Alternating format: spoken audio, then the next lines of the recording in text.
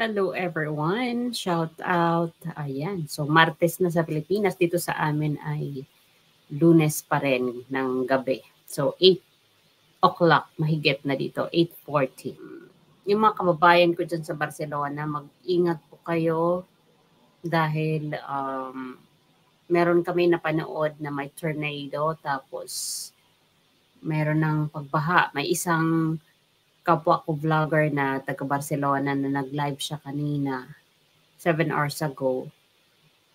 May mga parating kalsada sa Barcelona na punong-puno ng tubig at yung mga sasakyan ay lumulutang. Kaya mag-ingat po kayo dyan, mga kababayan. At sa lahat po ng mga kababayan natin sa iba't ibang sulok ng mundo na mayroong mga pinagdadaan ng mga trahedya, mag-iingat po tayo. Buti nga tayo, may ganito tayong nararanasan ng mga sakuna dahil nakakapaghanda tayo, nakakapagsisi tayo ng ating mga kasalanan. Pero itong mga namatay sa trahedya, sa aksidente, ang iba sa kanila hindi na paghandaan ang kanilang kamatayan. Hindi natin alam kung kailan ang hangganan ng ating mga hiniram na buhay. Nalulungkot ako sa mga naririnig ko sa ating mga kapwa na tuloy pa rin na tinitiis ang mga magulang. You know? At vice versa, hindi lang magulang, kasi may mga magulang din talaga na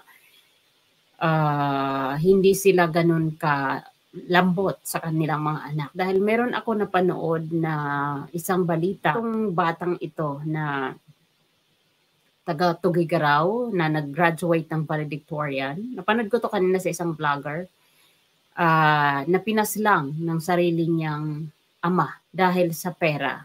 Ang tatay niya ay nagtatrabaho as security guard, tapos lulong sa online sabong, hanggang utang doon, utang dito. Tapos yung nanay niya kaaalis lang nung July papuntang Taiwan para mag-OFW. So since nag-iisang anak lang siya, iniwan siya sa kanyang lolo't lola na malapit lang din, kapitbahay lang din ng tatay niya. So sa gabi, doon siya natutulog sa lolo't lola niya. Sa umaga, uuwi siya doon sa sarili nilang bahay para maghanda sa sarili niya sa pagpasok sa school. Isang araw, weekend yata yon, wala siyang pasok. Tinawag siya ng tatay niya na pinauwi. At nung umuwi doon sa bahay nila, parang may pagtatalo kasi ito daw ay hinihingian ng pera ng tatay, siguro ibabayad o isusugal, hindi ito nagbigay. Kasi ang padala yata nung nanay ay doon sa anak pinapadala, hindi doon sa asawa niya, which is sa tatay niya, kasi yun nga, may bisyo. May online sabong o kinalulukuhan at iba pang mga sugal. So, since doon sa kanya ang remittance na pupunta, so parang hinihingi ng tatay. So, hindi nagbigay ang anak, ayun na. Tinadtad niya na ng ng maraming, saksak sa katawan. Hindi na umabot sa ospital. Nabuhay. I mean, dinala, pero pagdating doon ay wala nang buhay. Sa pera talaga tayo nagkakaroon ng mga pag-aaway, matinding pag-aaway na sarili mong anak ay kinitilan na ng buhay dahil lang sa pera. Saan nag-aaway sila, Carlos? Sa pera. Saan sila hindi nagkakasundo ngayon? Sa pera pa rin. Nagtitiisan, nagpapatigasan ng mga puso dahil sa pera. Biro mo yan na trahedya na nangyari sa batang to, valedictorian pa naman. Kagagraduate lang ng senior high. Alam niyo ba guys, itong aura ni Mrs. Yulo dito, yung naka-black na blouse at naka-short na white, then meron siyang kapa sa likod. Grabe ito kanina, grabe ang pagbatikos ng mga tao dyan dahil yan ba daw ang walang pera?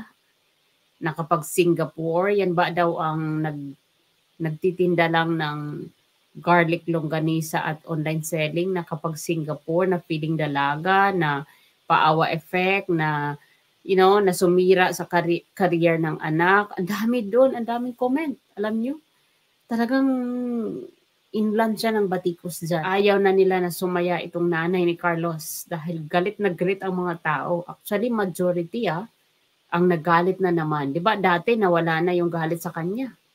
Dahil nabaling na kila Chloe at kay Carlos. Pero kanina sa picture na yan, sa Singapore yan sa Singapore yung peak aura niya, galit ang mga tao ulit. Ayaw nila mag-enjoy ang mama ni Carlos. Kasi ang ikinagagalit pati nila, ang ginamit daw dyan sa pagpunta sa Singapore ay yung mga ninakaw na incentives ni Mrs. Yulo. At bakit feeling dalaga daw? Bakit wala daw si Mark Yulo? Hay nako. Alam nyo guys, itong picture, to be fair naman, kung tama yung mga sinasabi ni Benny Andaya. Nag-live yan si Benny Andaya. Siguro mga 2 weeks, 3 weeks na ang nakalipas. Napanood ko yon na nasa isang restaurant sila, nagkukwentuhan sila tungkol sa pag-travel to Singapore ni Mrs. Yulo. Pero ang alam ko, kasama dyan yung kanyang anak na panganay na si Joriel. At parang nabanggit doon sa vlog na yon na panoorin nyo doon kay Benny Andaya, yung mga galit na galit kay Mrs. Yulo. Na treat yon ni Joriel sa nanay niya para naman makapag-break sa kanyang kabisihan sa buhay ng pagtitinda ng garlic longganisa at iba pang mga paninda, yung mga online selling. Parang treat yun ni Joriel kasi si Joriel naman ay nagtatrabaho, di ba? Kasi instructor si Joriel, si gymnast. So kaya may pera siya, may sweldo siya, na kaya naman niya pasayahin yung nanay niya sa kanyang pamamaraan. Kasi di ba yung mga nakaraan, si Carl, niregaluhan siya ng shoes. Sila ni Eliza yata ang si Eliza bag, si Carl Eldro naman ay shoes. Tapos naman yung panganay naman si Joriel ay trip to Singapore. Pero syempre, alangan naman magpaliwanag pa si Mrs. Yulo doon sa mga nagalit sa kanya. Wala na siyang pakialam di ba? Wala siyang pakialam. Ang kanya ngayon is nag-move on na siya. At ayaw na nga niya mabanggit yung mga issue-issue pa kasi nag-move on na siya. So ngayon, ayaw nila sumaya ang Mrs. Yulo. Kaya galit na galit sila dyan sa picture na yan na may logo, may yung landmark doon sa Singapore na sikat na may bumubuga na tubig. Yung parang lion. So meron siyang picture doon. Ako, inulan talaga ng batikos yung picture na yon. Kasi ang gusto nila yung lusyang lang yung nanay ni Carlos, yung magtinda lang, yung todo kayod lang. Yun, natutuwa sila doon. Ang dami talagang nagpumupuri kapag nagtitinda, kapag nag-online selling at yung nag-door-to-door ng longganisa. Marami ang natutuwa, marami ang sumisimpatya. Pero pag nagganito, nagbihis, nag-travel, galit na galit sila. So ayaw nila na sumaya si Mrs. Yulo. Gusto nila yung nasa baba lang, yung naghihirap lang. So, anong klase tayong tao? Tapos, pag pinuna natin si Carlos dito, doon sa previous vlog ko, yung kahapon, na hindi siya bumati kay Carl Eldro, may nagagalit. Dahil bakit daw pinapatamaan ko si Carlos? Bakit daw sinasabi ko na bakit babati pa yan? Hindi na yan babati, mayaman na yan Diba may mga ganun ako kahapon na mga binitawang salita. May nagalit sa akin dyan dalawa. Yung mga kumakampik kay Carlos. So see, ganun po ang natin. Ganun po yung tao ngayon. Puro galit ang nangingibabaw. Ako, sa palagay ko, hindi ako galit doon. Nagtatanong lang ako at nagsasabi lang ako na hindi na yan babate. May pera na siya, di ba? Kasi kung babate yan, noon pa, hindi niya pinaabot ng isang buwan. Ilang buwan na.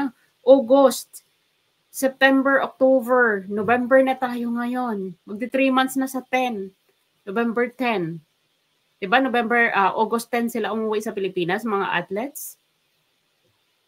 So wala pa rin siyang naaalala. Nagka-amnesia pa rin. Doon sila nagagalit kapag pinapatamaan ko si Carlos o binabanggit ko si Carlos na hindi na yan babate. Ano pa ba ang dahilan para bumati yan? He has fame, he has money, he has girlfriend. So, why would he greet his younger brother? Wala na, di ba? So, doon sila nagalit sa mga binitawan kong salitang gano'n. Siyempre, dito kay Mrs. Yulo, dahil ang iba naman, ginamit daw ni Mrs. Yulo yung 1 million na bigay ni Chabet sa pag-travel sa Singapore. So, maaaring ito, ang pera na ginamit din. Kasi si Joriel, si Joriel, si Mark Yulo, si Angelica Yulo, si Chabet, at saka Eliza. So, hindi pa nito pumupunta si Eliza sa Japan. Kasi 1 week pa lang sila, 2 weeks, magto 2 weeks pa lang sila Eliza sa Japan. So, maaaring ito nga, kung ito yung hula ng mga ibang netizen, na ginamit ni Mrs. Yulo yung pera papuntang Singapore, kasi may vlog din dyan si Benny Andaya na treat ni Joriet. So ngayon, whatever it is, kung treat man o galing man kay Chavez, at least hindi yung incentives na sinasabi ng ibang mga nag-react na yun daw yung ninakaw na incentives ni Carlos. Yun daw yung inipon, at yung ninakaw, inipon at pinang ticket to Singapore. Ay, nako. So, may mga ganon. At pahapyaw lang, dito naman, ito naman si Jenny Miklat. Yan naman, out of 127 na nag-comment, siya naman ang nakuha. Nakuha naman niya ang attention ko dyan dahil dito sa video nila Carlos na kumakanta sila mag-partner, di ba? May kumakanta ito.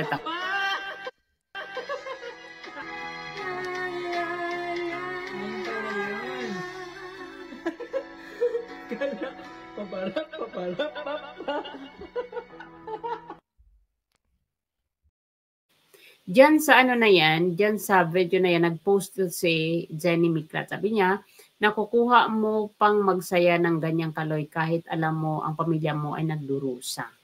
Alam mo, kaya ko siya pinili out of 127 comments kasi may mga ganun talaga, Jenny, kung nakikinig ka at nanonood ka nito. May mga ganun talagang tao na habang nagdurusa yung kabilang kampo, nagbubunyi naman sila sa tuwa. Tuwang-tuwa sila na naghihirap yung kabilang kampo o yung kalaban nila. Kaya lang, ito kasi ay walang talo, walang panalo dahil laban to ng pamilya. May mga ganong tao na habang nagsasuffer yung kapwa nila, sila naman ay halos magbunyi kung pwede lang magpamisa pa o may mga ganun tao na tuwang-tuwa sila sa pagbagsak ng kanilang kapwa. Kaya hindi ako nagtataka na ganyan ang comment mo kasi may mga ganun talagang klaseng personalidad. Again, kailan pa tayo aayos? Kailan pa natin aayusin yung ating mga spiritual part of our life? Na ito yung nakakatakot na hindi natin pinaghahandaan. Alam nyo, blessing talaga minsan sa akin yung napapasok ako sa trabaho. Napapasok ako sa pagluluto o napapasok ako sa mainit na tubig kasi 'di ba dito sa Espanya, syempre gagamit ka ng hot and cold. Lalo na ngayon winter, kailangan mo i-mix yung water mo pag naghugas ka ng pinggan o whatever. Ititimpla mo yung hot and cold water para hindi ka lamigin. Madalas ako mapasok. Madalas, hindi lang sa isang araw. Kung nakakapitong beses ako mapasok ng tubig kasi hindi ko makontrol yung grifo. Dahil bago ngayon yung faucet ng amo ko. So, medyo matigas siya igalaw. Kaya mas madalas akong napapasok ng tubig. Talagang mainit na mainit. At kaya ako sinasabing blessing sa akin yon kasi tuwing na papasok ako sa tubig na yon, naaalala ko yung sarili ko, na sabi ko, what if? Parang lagi kong kinakausap ang sarili ko, tuwing napapasok ako, promise, lagi kong kinakausap ang sarili ko, what if na doon ako mapunta kung hindi ko pag-iigihan yung aking relationship to God and my faith. What if doon ako mapunta sa apoy na walang katapusang lumalagablab? Kaya ko kaya? Ito nga lang, mapaso lang ako sa gripo o so talsik ng mantika pa nagpeprito ako. Masakit. And it reminds me always na lalo kong pag-igihan yung aking pananampalataya, yung aking relationship. Kasi this is yung mga ganyang klaseng paso na nararanasan ko. Yun ang nagre-remind sa akin, nagmo-motivate sa akin. Na ang buhay ko ay panandalian lang, na ang buhay ko ay habang meron pang natitirang oras ay gawin ko na yung dapat kong gawin na ikakaligtas ng aking kaluluwa pagdating ng panahon. Not only me, but of course, my family and everybody else. Dapat na-pray tayo not only for ourselves, but also for our loved ones and for other people. Kasi ang kaligtasan natin ay hindi lang para sa sarili, kundi para sa lahat. Dapat lahat ay dinadamay o sinasama natin sa ating mga dasal. So yun lamang guys. Sana ay patuloy niyo akong suportahan dito sa aking mga vlog. Thank you for watching.